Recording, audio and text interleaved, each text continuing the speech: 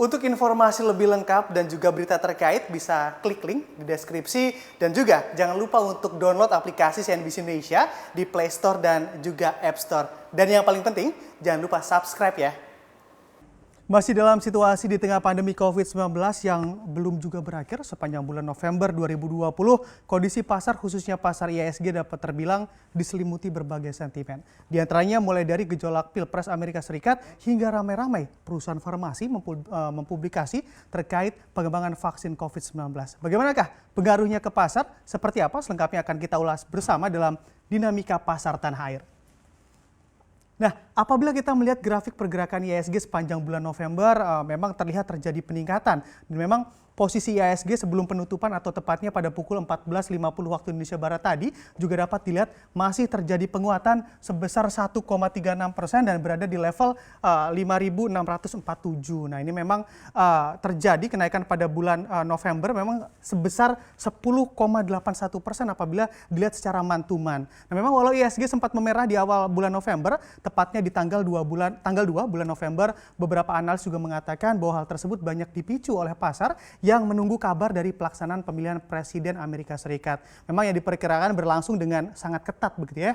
Dan juga sejumlah indeks di kawasan Asia seperti Nikkei 225, Hang Seng dan juga Shanghai Straits Times juga kompak mencatatkan koreksi di tanggal tersebut. Namun titik balik pun tak perlu lama begitu datang bagi IHSG. Pada perdagangan IHSG 5 hingga 10 November 2020 justru IHSG mengalami rally atau terus menghijau yang mana pada 5 November penguatannya mencapai 3,04% dan berlanjut pada 6 November dengan penguatan 1,43%. Lalu di 9 November juga masih menguat, penguatannya di angka 1,55% dan di 10 November IHSG juga masih terapresiasi sebesar 1,55%. Penguatan ini juga tak lain melihat pasar yang sedang sumringah begitu terkait kemenangan Joe Biden untuk menduduki kursi nomor 1 di Amerika Serikat. Kemenangan Joe Biden ini juga diketahui sangat ditunggu-tunggu oleh para pendukungnya, terlebih mengingat kondisi bahwa warga Amerika sangat membutuhkan stimulus dalam penyelamatan ekonomi Amerika Serikat. Lalu sentimen positif lain yang juga turut mengerek naik di hampir sejumlah indeks di Asia,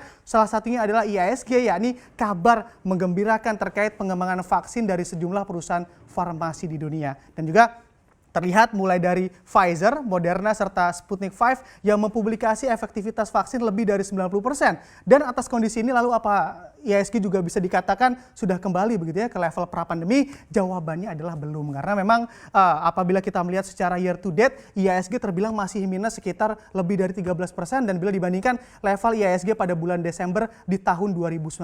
Lalu bagaimana dengan pergerakan lain begitu surat utang negara misalnya di bulan November 2020 bisa kita lihat di slide selanjutnya. Nah, di sini melihat grafik yield surat berharga negara ataupun SBN sepanjang November 2020 juga ternyata di pasar obligasi pemerintah SBN dengan tenor 10 tahun sebagai acuan mengalami penurunan di angka 6,2 begitu di sini sekitar 6,2 dan memang penurunan yield terbesar pada SBN bertenor 20 tahun yang turun sebesar 21,8 basis poin. Sementara untuk yield SBN dengan tenor 10 tahun yang merupakan acuan yield obligasi selama sepekan ini juga turun sebesar 12,4 basis poin dan kita ketahui juga yield berlawanan arah dari harga sehingga penurunan yield menunjukkan harga obligasi yang naik. Dan demikian juga sebaliknya begitu kondisi ini juga tentunya didukung oleh minat investor terhadap obligasi Indonesia yang kembali tinggi dan tercermin dari lelang surat utang negara atau SUN pada Selasa lalu yang menunjukkan kelebihan permintaan atau oversubscribe 5 kali lipat dengan total penawaran yang masuk sebesar 104,7 triliun rupiah atau lebih tinggi dari penawaran yang masuk dalam lelang 2 pekan sebelumnya sebesar 66,27 triliun rupiah. Lalu bagaimana dengan rupiah? Bisa kita lihat di slide selanjutnya. Nah, di sini bila kita lihat dalam grafik penguatan IHSG dan harga SBN nampaknya tidak dibarengi dengan pergerakan rupiah yang baik begitu di mana data juga menunjukkan pada pekan kemarin nilai tukar rupiah terhadap dolar Amerika Serikat justru cenderung bergerak stagnan di level 14.150 per 1 dolar Amerika Serikat. Dan juga hal tersebut memang selain karena rupiah juga tercatat sudah menguat selama 7 pekan berturut-turut sehingga para investor cenderung melakukan aksi ambil untung atau profit taking. Nah, memang selain itu kombinasi sentimen jangka pendek negatif dan positif juga membuat pergerakan rupiah cenderung datar. Pada perdagangan di hari Jumat lalu, bahkan rupiah ditutup di level Rp14.150 per 1 dolar Amerika Serikat atau angkanya bahkan tidak berubah begitu dengan posisi penutupan di pekan sebelumnya. Namun pada hari ini tepatnya pukul 14.50 waktu Indonesia Barat, memang terpantau rupiah berada di level 14.176 per 1 dolar Amerika Serikat dan mencatatkan penguatan sebesar 3,10%. Nah, ini memang sepanjang bulan November 2020 ini. Dan memang berbicara terkait investasi, tentunya tak lepas pula dari adanya aliran dana asing khususnya bagi pasar Asia dan juga Indonesia. Lalu bagaimanakah proyeksinya di tahun depan ataupun tahun 2021?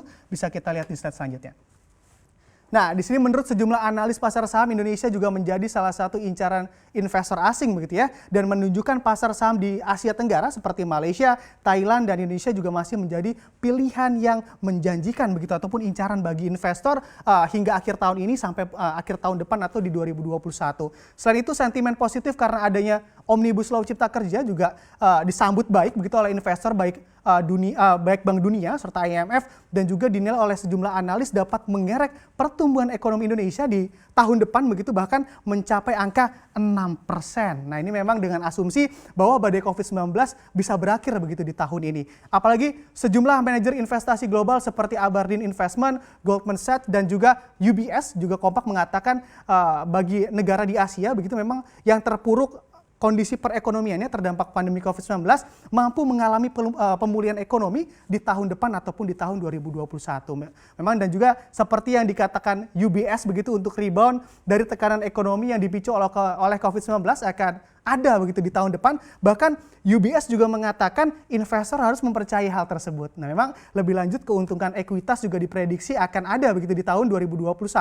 Tak jauh berbeda dengan Goldman Sachs gitu juga yang menjelaskan bahwa kondisi pasar di negara kawasan Asia Pasifik akan menjadi sweet spot di 2021. Nah, hal tersebut tercermin dari pertumbuhan ekonomi yang membaik dan suku bunga acuan yang masih rendah. Dan tentunya optimisme terkait pemulihan ekonomi di kawasan Asia juga disampaikan oleh Aberdeen Investment. Menurut Aberdeen ini memang Indonesia juga diprediksi mampu mengalahkan negara-negara lain begitu di Asia Tenggara dari segi ekuitasnya, apalagi dengan sentimen positif vaksin COVID-19 yang terus membawa pasar IHSG juga ikut terkerek naik beberapa pekan terakhir. Dan juga lebih lanjut Aberdeen juga melihat bahwa IHSG telah pulih sebesar 40% banyaknya ataupun dari level terendah di bulan Maret lalu terdampak pandemi COVID-19.